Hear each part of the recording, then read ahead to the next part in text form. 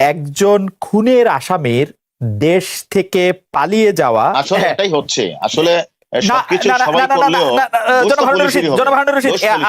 আমাদের সময় কমে যাচ্ছে। আপনার জন্য আমার একটা প্রশ্ন আছে, এটা আসলে দর্শকদের অনেকের প্রশ্ন, যে জনাব হারুন রশিদ স্পেসিফিকলি আপনি এখানে আসছেন বলে প্রচুর দর্শক, এখন আমাদের 18,000-এর বেশি দর্শক দেখছেন, প্রচুর দর্শক বিভিন্ন রকম মতামত পাঠাচ্ছেন। আমি কমন একটা মত আপনাকে বলছি যে জনগণ বা যারা এখানে প্রশ্ন করছেন দেখছেন তারা জানতে চাইছেন দেশের বাইরে আপনার জমি জিরাত টাকা পয়সা সম্পত্তি এগুলি আছে কিনা, থাকলে সেগুলি কিরকম পরিমাণে, আমার থাকলে আমাদের সেগুলি বলবেন কিনা। অনেকের ধারণা আপনার কয়েকশো কোটি টাকা আছে, কেউ কেউ তো জোর দিয়ে বলেন মার্কিন যুক্তরাষ্ট্র আপনার 100 কোটি টাকা সম্পদ রয়েছে। শোনেন, এটা তো আপনি খুব ভালো বাহিরে থাকেন, আপনি এটা ভালো বুঝেন। আমি যখন 2018 সালে গাজীপুরের এসপি ছিলাম, তখন হঠাৎ করে একটা নিউজ আসলো কি যে হারুনের ওয়াইফ মার্কিন যুক্তরাষ্ট্রে 1523 কোটি টাকা FBI এর আটক। তাহলে মার্কিন যুক্তরাষ্ট্রে FBI এর হাতে আটক হলে বাংলাদেশের কনসুলার এম্বাসি থেকে শুরু করে বাংলাদেশের গোয়েন্দা কেউ জানবে না, শুধুমাত্র ওই লন্ডন ভিত্তিক একটা পত্রিকাই জানবে। আর আমার বিষয় এটা হলো একটা কথা। আরেকটা বিষয় হচ্ছে, সেখানে যদি আমার তথ্য তার কারো থেকে থাকে, তারা স্পেসিফিক তো বলবে হারুনের আমেরিকাতে বা লন্ডনে ওই বাড়িটা হারুনের। আজ পর্যন্ত কি বলতে পারছে? কেউ বলতে পারে না। কিন্তু ধারণা, কিন্তু নাও আমি তো আমার বিরুদ্ধে বলছে 2023 সালে 18 সালে নির্বাচনের পূর্ব মুহূর্তে যে হারুনের এত কোটি টাকার সম্পত্তি FBI এর হাতে আটক। FBI এর হাতে আটক, FBI টা কি এটাও জানে না। আর আটক হলে কি হয় আমি হারুন বাংলাদেশে তথ্য জানবে না। তাহলে আমি হারুন বাংলাদেশে বিভিন্ন জায়গায় চাকরি করছি, যদি আমেরিকাতে 10 লক্ষ বাঙালি থাকে, একটা বাঙালি তো বলতে পারতো যে হারুন এই জায়গায় থাকে, এই বাড়িটা হারুনের। কেউ জানতে পারলো না। এইভাবে মন গড়া ভাবে অনেকে অনেক বক্তব্য দেয়। এই যেভাবে মন গড়া ভাবে বলে বেনজির সাহেবের সাথে আমার খুব দ্বন্দ্ব, যেভাবে বলে যে আমার বিভিন্ন বিষয়গুলিতে যখন আমি যখন দেখেন, আমি একটা কথা আপনাকে বলি, আপনার সাথে আমার কথা হয়েছে কিছুদিন আগে যে আমি হল্যান্ডে গেলাম, এর কথাটা একটু কাহিনী শুনেন আপনি।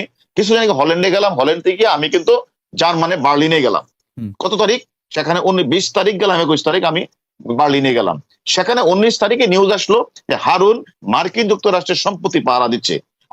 আপনি তো সাক্ষী যে আমি 19, 20, 21 কোথায় ছিলাম। তাহলে এই যে মিডিয়াতে একটা পেজে লেখলো আমি মার্কিন যুক্তরাষ্ট্রে পাহারা দিচ্ছি, এটা কি মিথ্যা না? এইভাবে মন গড়া গল্প বলছে না, এই মন গড়া গল্প বললেই হবে না। ফাইন। আপনার বিদেশে কোনো টাকা আছে কিনা? সৌদি আরব, মালয়েশিয়া, আমেরিকা, ইউরোপ? আমার টাকা যদি থাকেই আমি তো বলবোই আমার টাকা নাই। ওকে, আওয়ামী লীগ ক্ষমতা থেকে চলে গেলে আপনাকে দেশ থেকে চলে যেতে হবে কিনা, বা দেশ থেকে আপনি চলে যাবেন? আমি বাংলাদেশের একজন পুলিশ কর্মকর্তা, আমি যোগ্যতার ভিত্তিতে BCS পরীক্ষা দিয়ে পুলিশে এসেছি। আমি এই যাবৎ ফলে যতগুলি আমি আমার চাকরিকালীন সময়ে আমি কখনো কোনো বিষয়ে আমি আমার আইনকে প্রাধান্য দিয়েছি, আমার CRPC PRB কে প্রাধান্য দিয়ে কাজ করেছি। আমি সাধারণ মানুষের পাশে কাজ করছি। আমাকে চলে যেতে হবে কেন? আমি আমার সঠিক কাজটাই করছি। সঠিক কাজটা করতে গিয়ে আমি সকলের মন জয় করতে পারি না হয়তোবা, সে কারণে কেউ আমার প্রতি মনে কোনো থাকতে পারে, বাট আমি কিন্তু আমার সঠিক কাজটাই করছি এবং মানুষের প্রতিদিন আমি সেবা দিচ্ছি।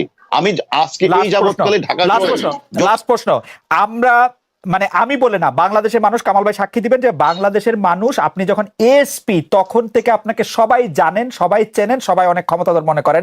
বাংলাদেশে অনেকে এসপি আছেন, আপনার ব্যাচেই হয়তো 300 জন ছিলেন, 300 জনের মধ্যে 200 জন এসপি হয়েছেন, তারপরে আরো অনেকে এই ডিআইজি হয়েছেন। আপনার নামটা আমরা সবচেয়ে বেশি শুনেছি কিনা? কামাল ভাই, আপনার কাছে কি মনে হয়? আমি কি শুধু আমার এর কি কারণ?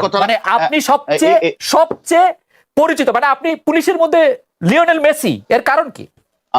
এই কারণটা হচ্ছে যে আপনি মনে না, আপনি একটা কথা, সবাই তো খালেদ মহিউদ্দিন হয় না, সবাই তো মাসুদ কামাল হয় না, সবাই হয় মাসুদ কামাল, সবাই খালেদ মহিউদ্দিন হয় না।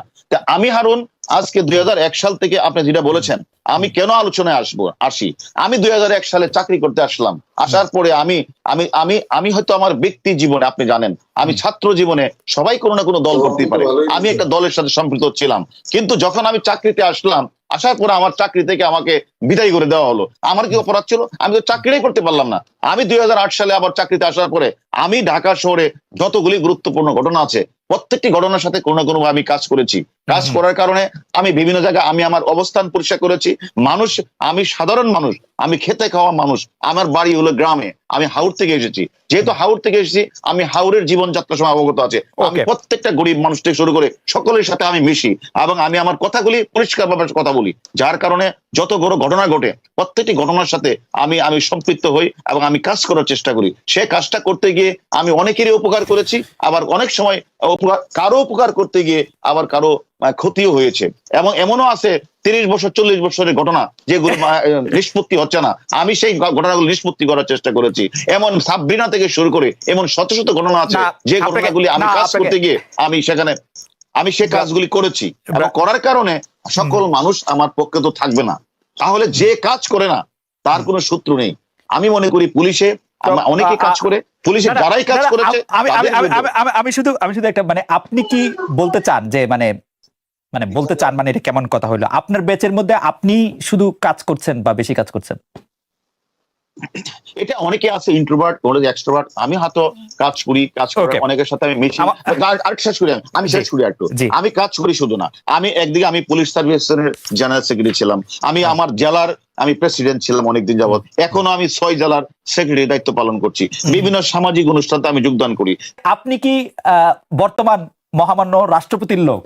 আপনি ভালো কথা বলেছেন, আপনি একটা ভালো কথা বলেছেন। মহামান্য যে বর্তমান রাষ্ট্রপতি, ওনার বাড়ি হলো আমার গ্রামের পাশের গ্রাম।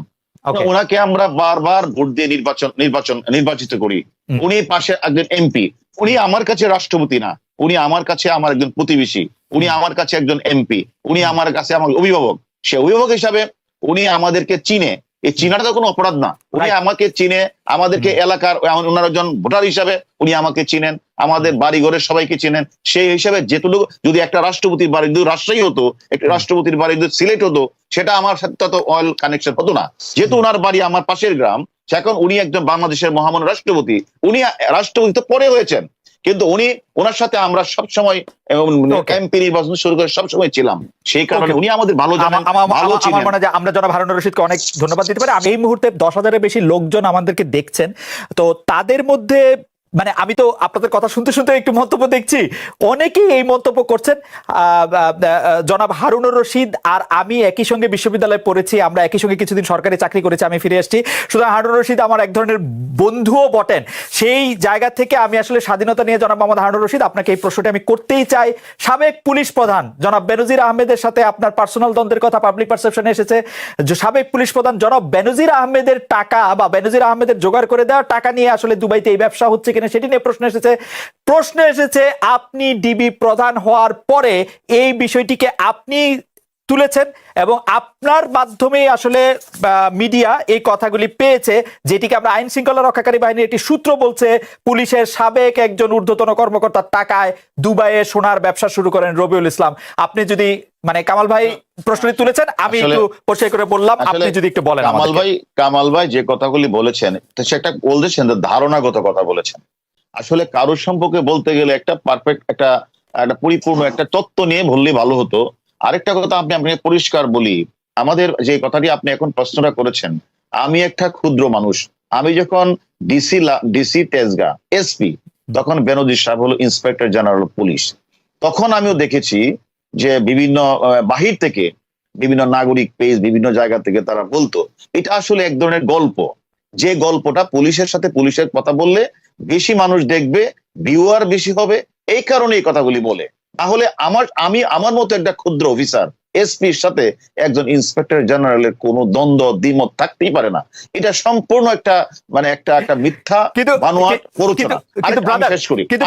আমি শুধু একটা কথা বলি, আইজি সাহেব আর এসপি সাহেবের মধ্যে দূরত্বটা এত বেশি যে গল্প বানানোর জন্য এটা আসলে উপযুক্ত গল্প না।